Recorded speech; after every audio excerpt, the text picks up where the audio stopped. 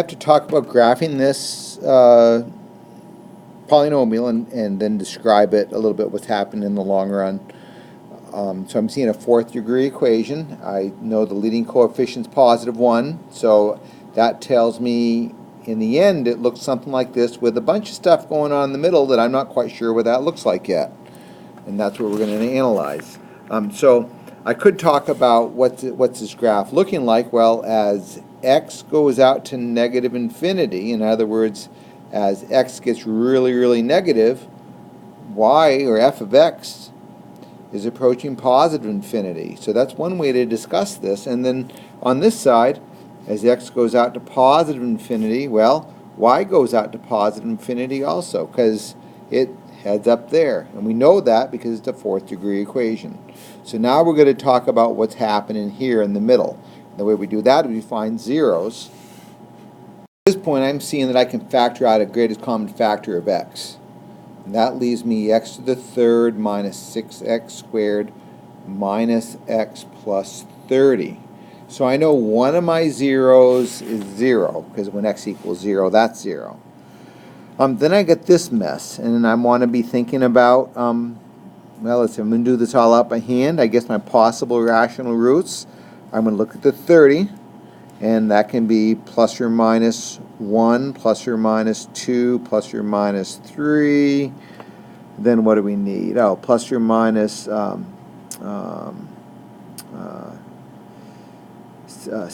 Then I can do plus or minus, oh, I should have done 5, right, because I'm 6 times 5. Plus or minus 5, plus or minus 6, plus or minus 10, plus or minus 15, and plus or minus 30. Of course, this is all over plus or minus 1 because my leading coefficient's 1.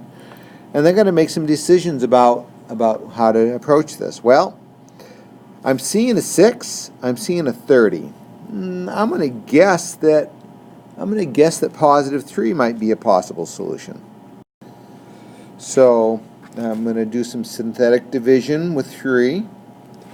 And let's see the expression. I'm going to have 1x cubed minus 6x squared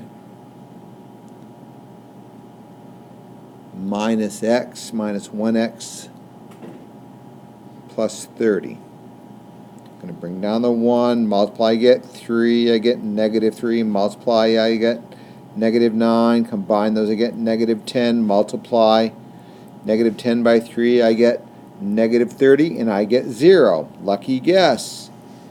Then I'm going to try negative 2. So 1 times negative 2 is negative 2. That gives me negative 5. Negative 5 times negative 2 is positive 10, which I get 0. And then I know x has to equal 5 also.